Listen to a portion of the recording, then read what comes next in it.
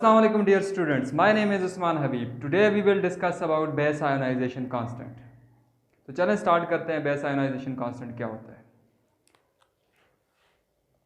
Base ionization constant, base ionization constant को के भी कहा जाता है। सबसे पहले डिफाइन करते हैं बेस आयोनाइजेशन कांस्टेंट की क्या डेफिनेशन है। How you will define base ionization constant. जब वीक बेस को वाटर में आयोनाइज करवाया जाता है तो उस वीक बेस की जो डिसोसिएटेड फॉर्म होती है डिवाइडेड बाय अनडिसोसिएटेड फॉर्म जो होती है, इस रेशो को हम बेस आयोनाइजेशन कांस्टेंट बोलते हैं। Ratio between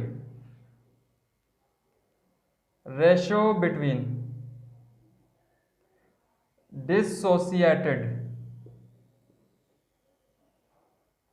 form of base and undissociated form of base molecules is called option A Ka, option B Kb, option C POH, option D KW। Base ionization constant को explain करने के लिए हमें weak base को water में ionize करवाना है। तो जब वाटर के अंदर वीक बेस को आयोनाइज करवाएंगे,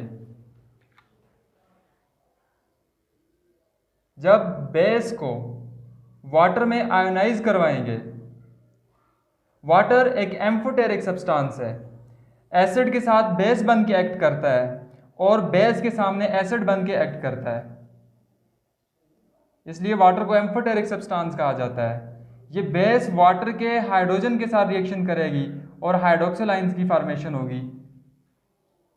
डबल एरो से रिप्रेजेंट करेंगे क्योंकि वीक बेस को वाटर में आयोनाइज करवा रहे हैं, इसलिए हम यहां पर this is the conjugate acid plus conjugate base plus conjugate base. अगर ये रिएक्शन इक्विलिब्रियम पर है तो हम इसके लिए कैसी लिख सकते हैं। कैसी कैसे लिखते हैं? प्रोडक्ट की कंसंट्रेशन डिवाइडेड बाय रिएक्टेंट की कंसंट्रेशन, डिवाइडेड बाय रिएक्टेंट की कंसंट्रेशन। अब कैसी लिखें? प्रोडक्ट हमारे पास क्या है इस केस में? प्रोडक्ट हमारे पास है concentration of conjugate acid into concentration of conjugate base divided by concentration of base into concentration of water molecules. अब वाटर मॉलिक्यूल्स की कंसंट्रेशन यहां पर डिवाइड हो रही है, इस साइड पे आके क्या होगी? मल्टीप्लाई। तो आप क्या लिख सकते हैं? आप लिख सकते हैं Kc multiply by concentration of water molecules is equal to concentration of conjugate acid into conjugate base divided by concentration of base.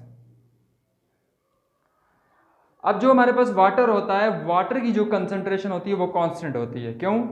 जो प्योर वाटर होता है वो वीक इलेक्ट्रोलाइट होता है और इसकी जो आयोनाइजेशन होती है वो नेग्लिजिबल होती है। जब वाटर की आयोनाइजेशन नेग्लिजिबल होती है तो वाटर के बहुत कम मॉलिक्यूल बेस के साथ रिएक्ट करेंगे, इसलिए हम वाटर की जो कंसंट्रेशन उसको कांस्टेंट ले रहे हैं।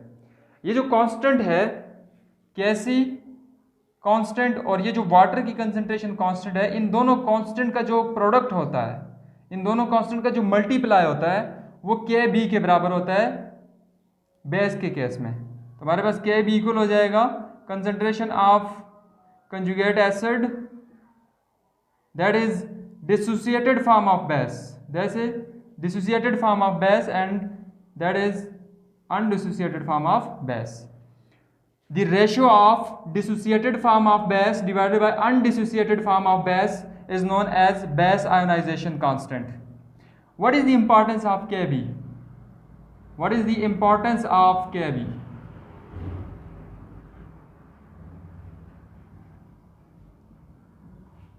For which one of the following case, for which one of the following case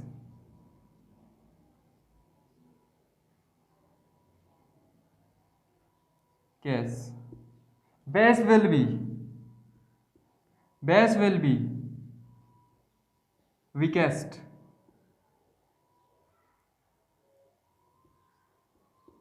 option है 10 की पावर -4, ऑप्शन बी 10 की पावर -3, ऑप्शन सी 10 की पावर -5 एंड ऑप्शन डी 10 की power -1. For which one of the following case the base will be weakest. अगर आपको के B values दी हुई हैं तो आपने कैसे बताना है कि कौन सी बेस जो है वो सबसे ज़्यादा वीक है. तो के बी का जो रिलेशनशिप है यहाँ पर, सबसे पहले मैं आपको बता देता हूँ के बी जो होती है वो डायरेक्टली प्रोपोर्शनल होती है अपनी डिसोसिएटेड फॉर्म के. मीन कि बेस को जब वाटर में आयोनाइज करवाते हो तो आयंस जितने ज़्यादा बनते हैं, जितनी के बी की वैल्यू ज़्यादा होगी उतनी ही इन आयंस की कंसंट्रेशन ज़्यादा होगी, और जितनी आयंस की कंसंट्रेशन ज़्यादा होगी उतनी ही बेस स्ट्रॉन्ग होगी.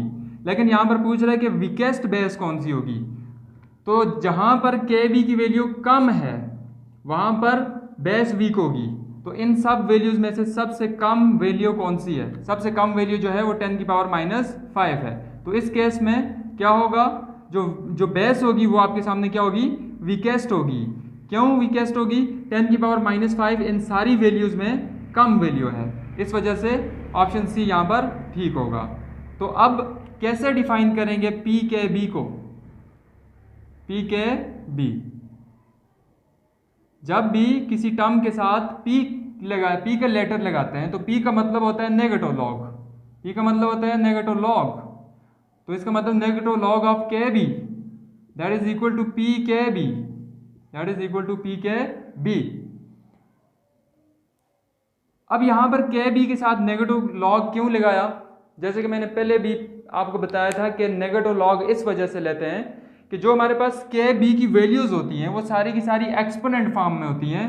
ये बहुत कम वैल्यू होती है और इस बहुत कम वैल्यू को हम इजीली कन्वर्ट कर सकते हैं होल नंबर में, और होल नंबर में कन्वर्ट करने के बाद हम इजीली उन वैल्यूज़ को आपस में कंपेयर कर सकते हैं. सामने है के बी 10 की पावर -4, इसका नेगेटिव लॉग लेंगे तो ऑप्शन आपके पास बनेगा 4. तो आपके पास जो पी के बी की वैल्यू आएगी वो क्या आएगी, 4. अगर 10 की पावर -3 का आप नेगेटिव लॉग लेते हो तो आपके सामने वैल्यू आएगी 3. पी के बी की वैल्यू आएगी 3. और सी ऑप्शन में क्या आएगा, अगर 10 की पावर -5 की लेते हो नेगेटिव लॉग, 10 की पावर -5 का नेगेटिव लॉग लेते हो तो यहाँ पर क्या आएगा, यहाँ पर आपके सामने 5 वैल्यू आएगी. और आप अगर 10 की पावर -1 का नेगेटिव लॉग लेते हो तो यहाँ पर 1. कैसे बताओगे कि इनमें से सबसे वीकेस्ट एसिड कौन सा है? तो सबसे पहले पी के बी की इंपॉर्टेंस सुन लो कि इंपॉर्टेंस में हम क्या करते हैं, किसी भी बेस की स्ट्रेंथ को एक्सप्लेन कर सकते हैं. जब हम पी के बी की इंपॉर्टेंस की बात करते हैं तो हम किसी बेस की स्ट्रेंथ की बात करते हैं. तो बेस की जो स्ट्रेंथ होती है वो पी के बी के साथ इन्वर्स रिलेशन में होती है कि आपके सामने पी के बी जितना हाई होगा उतनी ही बेसिक स्ट्रेंथ क्या होगी, कम होगी. बेसिक स्ट्रेंथ कम होगी. अब अगर आपके पास क्वेश्चन है और क्वेश्चन में पूछा हुआ है कि बताएं वीकेस्ट बेस कौन सी है, वीकेस्ट बेस कौन सी है, तो आपने बताना है वीकेस्ट बेस कौन सी है. तो बेस वीक तब ही होगी जब पी के बी की वैल्यू क्या होगी, हाई होगी. तो कौन से केस में जो है वो वीकेस्ट बेस होगी, पी के बी वैल्यू जितनी हाई होगी बेस उतनी ही कम होगी, बेस उतनी वीक होगी और उसकी स्ट्रेंथ क्या होगी, कम होगी. अब यहाँ पर सबसे ज़्यादा वैल्यू कौन सी है, सबसे ज़्यादा वैल्यू सी है. तो इस केस में आपके सामने क्या होगा, वीकेस्ट बेस होगी. तो सी ऑप्शन यहाँ पर ट्रू होगा. अब यहाँ पर एक और चीज़ आपको बताता चलूँ कि अगर पी के बी वैल्यूज़, दो बेसिस की पी के बी वैल्यूज़ के अंदर यूनिटी का डिफरेंस हो, मतलब एक बेस की वैल्यू है 3 पी के बी वैल्यू और दूसरी बेस की पी के बी वैल्यू 4 है, तो इन दोनों के दरमियान यूनिटी का डिफरेंस है. तो जो पी के बी 3 वाली जो बेस होगी वो 10 टाइम्स स्ट्रॉन्गर होगी पी के बी 4 वाली वैल्यू से। तो जब यूनिटी का डिफरेंस हो तो 10 टाइम्स स्ट्रॉन्गर हुआ करती है वो बेस। तो पी के बी की इंपॉर्टेंस यही है कि हम इससे किसी भी बेस की स्ट्रेंथ बता सकते हैं। अब जितनी भी स्ट्रॉन्ग बेसेस होती हैं, उन स्ट्रॉन्ग बेसेस के लिए जो कि बी वैल्यूज होती हैं वो ग्रेटर आती हैं। इस वजह से हम उनको कंसिडर नहीं करते और उनको हम स्ट्रॉन्ग में लेके चले जाते हैं और उनकी के बी की वैल्यू की बात नहीं करते। हम सिर्फ वीक बेसिस की बात करते हैं क्योंकि उनकी जो के बी वैल्यूज़ होती हैं वो बहुत कम आती हैं और उनको फिर हम नेगेटिव लॉग लेकर एक्सपोनेंट वैल्यू से होल नंबर में कन्वर्ट करते हैं ताकि वैल्यूज़ का कंपैरिजन इजी हो और हम ग्राफ बना सकें इजीली। तो ये हमारा आज का टॉपिक था। आज के टॉपिक में हम लोगों ने एक्सप्लेन किया कि बेस आयोनाइजेशन कांस्टेंट क्या होता है और बेस आयोनाइजेशन कांस्टेंट का बेसिक स्ट्रेंथ के साथ क्या रिलेशनशिप है। So these are the important relationship.